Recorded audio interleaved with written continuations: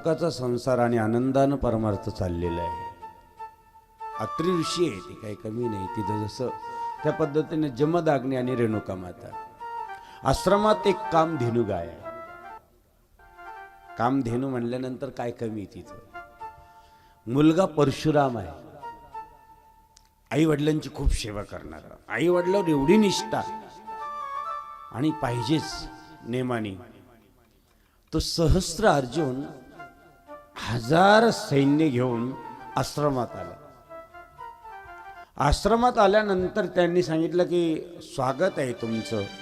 जमदाग्नीने स्वागत केलं राजा आला म्हणून.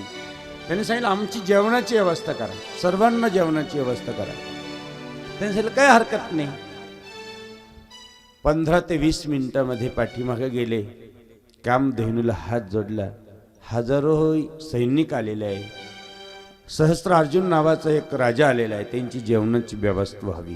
कामधेनू म्हटल्यानंतर काय, पंचपक्वान्नाचं ताट प्रत्येकापुढे जेवायला आलं. राजा अति प्रसन्न झाला. राजाने सांगितलं महाराज एवढी व्यवस्था कस काय झाली, आत्ता 10 मिनिटात एवढं गरम जेवण कसं काय मिळालं आम्हाला, काय कारण आहे. ऋषी कधी खोटं बोलत नाही, सत्यवचन प्रियवचन असतं ते. वाणी कधी खोटं बोलणारी नसती संतांची, म्हणून त्यांची वाणी आपल्याला आवडते. लक्षात घ्या, त्यांची वाणी प्रभाव का करून जाते, आपल्या अंतकरणाच्या काळजापर्यंत का पोचते आणि आपल्या जीवनामध्ये बदल का घडवते. काय निष्ठा असेल, काय भाव असेल, काय श्रद्धा असेल, काय. अरे प्रभुपाद चैतन्य स्वामी आणि त्यांचे ज्यावेळेस शिष्य अतिशय जवळचे, अतिसेवा करणारे. पण ज्यावेळेस चैतन्य प्रभुपाद ज्यावेळेस शांत शरीर झालं आणि सर्व, कारण गुरुनी आणि शिष्यामधले दोनच गोष्टी असतात. गुरु शिष्यामधले 2 गोष्टी अतिशय महत्वाच्या आहे. ज्यावेळेस वृद्ध असतात गुरु, त्यावेळेस तनाचं ध्यान, तनाकडे ध्यान कोण लावतं, शिष्य लावतं. म्हणजे या शरीराकडे लक्ष देतात शिष्य लोक की अरे आपले गुरुदेव आता वृद्ध झाले, म्हातारपण आहे, आपण त्यांच्या शरीराकडे लक्ष द्यावं. पण जोपर्यंत गुरु आहे तोपर्यंत गुरु त्याच्या मनाकडे लक्ष देतो. कोणाच्या, शिष्याच्या. गुरु शिष्याच्या मनाकडे लक्ष देतो. आणि ज्यावेळेस गुरु वृद्ध होतो त्यावेळेस गुरुच्या तनाकडे शिष्य लक्ष देतो. म्हणजे वृद्ध अवस्था असते. पण या दोघांमध्ये धन कधीच येत नाही. गुरु शिष्यामध्ये फक्त गुरु मनाकडे लक्ष देतात आणि शिष्य तनाकडे लक्ष देतो. तिथं धनाचा कधीच संबंध येत नाही.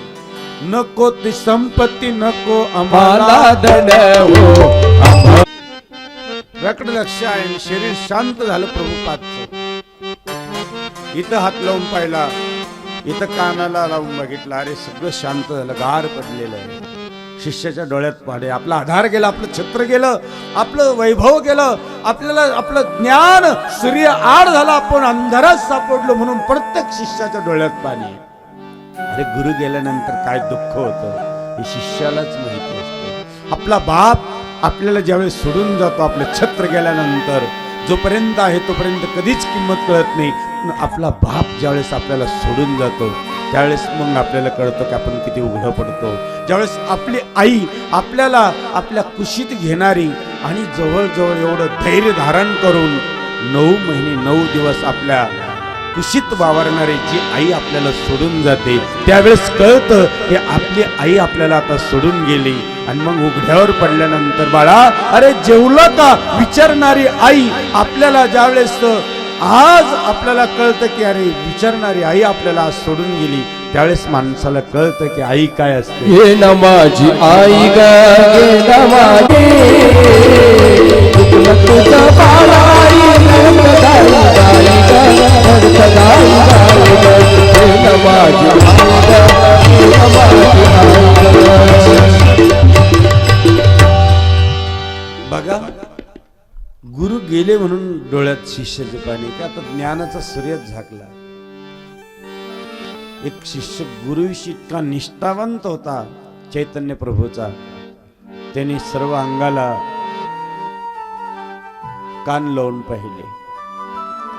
सर्व अशा आजूबाजूने बसलेले. काय असतं नातं ते आपल्यालाच कळत नाही. आणि म्हणून एकाने सांगितलं अरे ओटाजवळ जाऊन पाहिलं, पण जिथं नामस्मरण होतंय तिथे मला ऐकायला येत नाही. शेवटी आता मात्र सर्व स्तब्ध झाले आणि एक शिष्य इतकी निष्ठा होती, चैतन्य प्रभूच्या चरणाजवळ जाऊन असा चोळायला लागला. ही शेवटची अवस्था आहे चरणाजवळ जायची.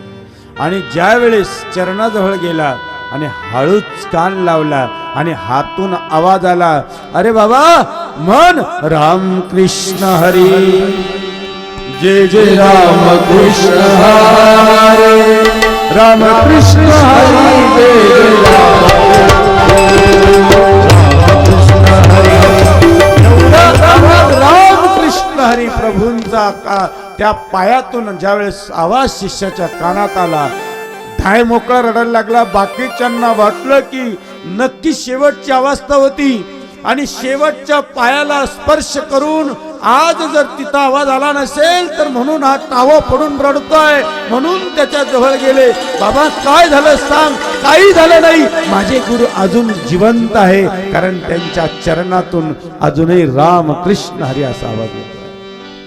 अरे त्यांच्या चरणातून निघतोय आवाज, आमच्या मुखातून निघत नाही. माझी मज झाली अनावरवाचा, माझी मज झाली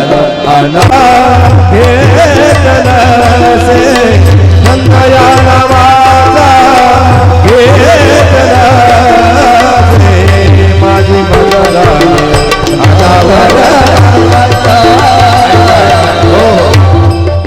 अशी अवस्था पाहिजे गुरु शिष्याची. आपण म्हणतो गुरु शिष्याचे नाते आमचा जन्मजन्मीचा शिक्का नाही कदापि